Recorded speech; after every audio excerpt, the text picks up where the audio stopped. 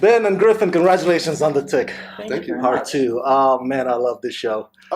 As the creator of this whole universe, Ben, I gotta start with you first. We, the fans, are familiar with the comic books, with the animated series, with the Patrick Warburton version. In developing this new take, was it always intentional or part of the plan to have it be mature audiences centric as far as the language and the violence goes? Yes, I believe. I mean, very much. That was sort of the door that Amazon opened for us. At this point, I feel like we'll refine ourselves as we move forward. I think that we're able to do anything we want in this setting, and it's intended to be a show that doesn't turn away from adult ideas and adult level edge of humor, and so we're really happy to be able to play with that. I mean, I think we're going to still model ourselves, like figure out what else we can do and how else we can kind of play with language and violence to kind of grow up from our first season, basically. But it's been enjoyable to be able to do that stuff because never in an expression of the Tick have we been able to kind of unlock those sort of doors. Yeah, it's been really educational. and stakes are the thing that Ben is always talking about. Like when you have that first overkill alley scene that suddenly gets so bloody, it's unlike anything you've seen in any past iteration of the Tick, but it lets you know that this is like a world where things can really go wrong. You know, like the Tick might be able to bounce off of the sidewalk, but there are human stakes. So it's not just, I think, gore for gore's sake. It's the idea of like, you want to let people who think they're comfortable with knowing what the limitations of the Tick world are realize that the world suddenly has gotten a little more dangerous. Very true, and this live action expression, we needed to really care about whether or not Arthur lives or dies, whether or not the Tick and Arthur together achieve the goals they set out, and that's real emotional stakes, and life and death stakes have to be, I think, part of what we evoke. Same time, this is the universe that gives the protagonist a poncho right in time for the Gallagher display of bloodshed, and so we're sort of also kind of there's a prophylactic quality to our own sort of infliction of violence, but so that's part of what's been so interesting to play around with, all that stuff, the stakes, what drama is in the Tick universe, and what kind of blood jokes we can make. Nice. And also, not to keep on harping on this one question, but I feel like it's very telling that the characters who push those language boundaries are the characters who sort of fashion themselves as serious villains or anti-heroes. Right. The characters who come more out of a mold of like the dark and gritty superhero stuff that we're used to right now. You're sent for some edge. Right. They're like the self-styled, I want to be like the Marvel Netflix shows. I want to be like, this kind of thing. The Tick and Arthur never curse because that's not the headspace they're in, No, I love Arthur. He's a great character. I want to ask, because in part one, he was the reluctant hero. Yeah. It's like, embrace your destiny, says the Tick. It's like, I don't know if I should. In part two, without giving too much away from my fans, because I've screened it, I love how he evolved and, he's coming to, his own. And also there's this teamwork that he has to play with, with Overkill and Danger Boat, in the equation. Talk a bit about approaching that evolution of Arthur for part two. Yeah, I mean, refusal of the call is like a very overused term in sort of like mythic storytelling and dramatic writing and all of that. And I feel like very often when I see the refusal of the call played out, it feels kind of perfunctory. Like we're supposed to have this happen in Act 2. But I watch a lot of those movies and I go like, why is Ryan Reynolds doubting himself? Like he's good, he's in great shape, he's very confident. So tall. Right. And Arthur, like in episode 1, is presented as this guy where it's like, how could this guy ever get himself in this circumstance? How could he exist on a superhero show? This guy is not capable. He is not up to the task, mentally, physically, emotionally, any of that.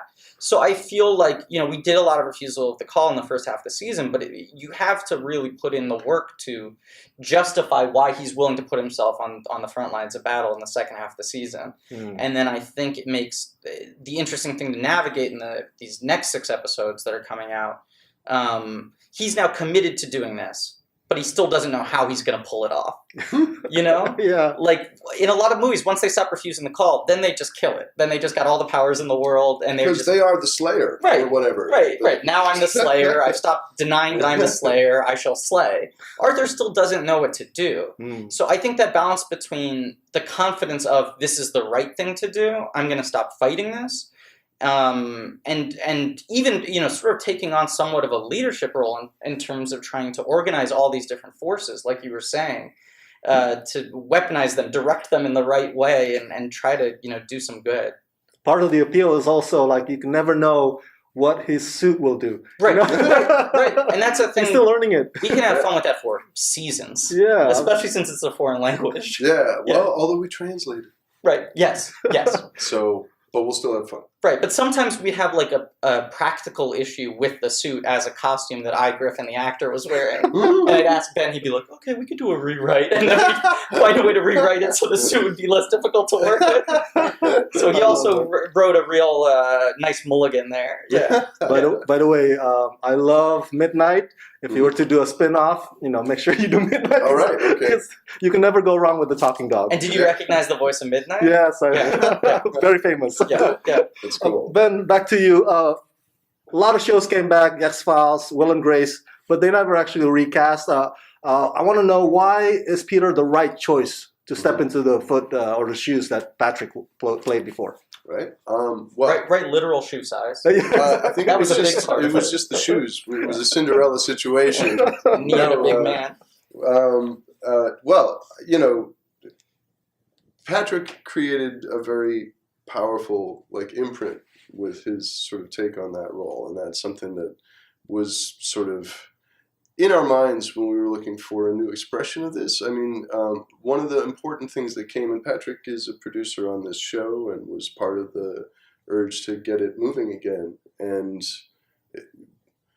we came to realize this thing is, it's a new beast, and that put us on the hunt for,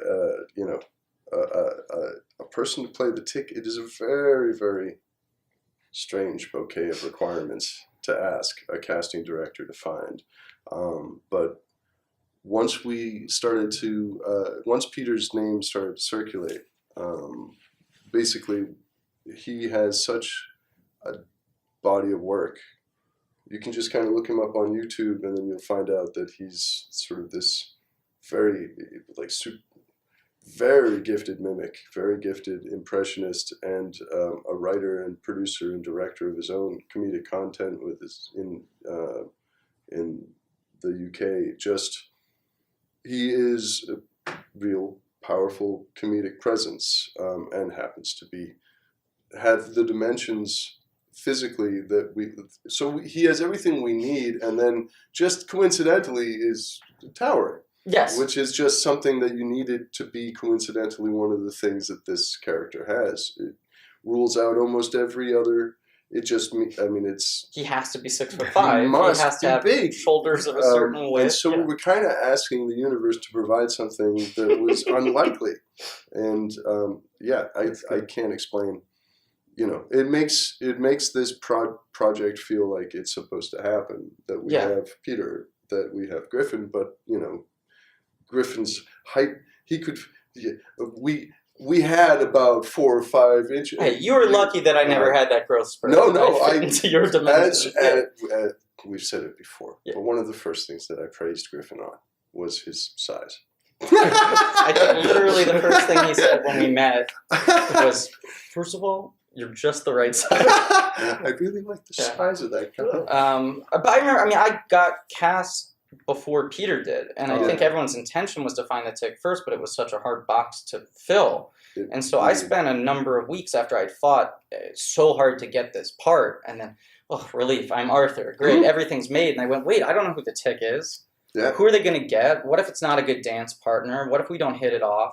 And I kept on being terrified of, are they going to get some guy who's physically right but doesn't have the right comedic chops? Right. Are they going to get a comedic guy who can't fill out that suit, isn't believable as a superhero of that power? And the second Peter's name got floated around, I felt such a sense of relief, even before meeting him, just as, oh, right, that's literally the one person on the planet who fits that perfectly. And then happens to be a great guy as well. Last question. I know my time is running out. Chainsaw Vigilante, Paul the Samurai. Are you going to bring out those characters in season 2? What's the plan? Currently those characters still float in the ether. Oh, That's in season 1, second half is very much the excitement of our time now, but it unlocks the doors for other heroes to come to the city. Yes. The conclusion of our first season. So that's going to be part of the fun that we get to explore. Ben's brain never stops generating new ideas. So I'm like the hardcore Tick fan Right. who's always going like, well, did you ever think about bringing that one back? What about this? Daredevil, Netflix kind of set the stage for Paul the Samurai and Oedipus. But he is so excited by the next thing. The one I'm always pushing for, which is such a small one that I feel like we can sneak him in there somewhere now that we got season 2 picked up. Hand Grenade Man is my favorite. Very much. There. Yes. And you don't have to write a full arc for him. Oh no, he can float through. He's just a guy with a hand grenade Yeah. who will not be afraid to use it once. Yeah. Yes. I wish we had Jack Klugman. Yeah, although I was saying earlier, I feel like that's maybe the role that Paul Giamatti's been searching for. Oh, yeah. He still hasn't found. He's going to have to make that a labor of love. all right. Because it would be for scale. Awesome. Yeah, it would be, just in case he's hearing us, just know. Day player scale. That's going to be part of the incredible integrity that he will take part in. Yeah, it's an under 5. Yeah. Oh, yeah. Well, it's on the universe now. Thank you so much, Griffin. Thank you so much. Well, thanks so much, Ben. Thank you.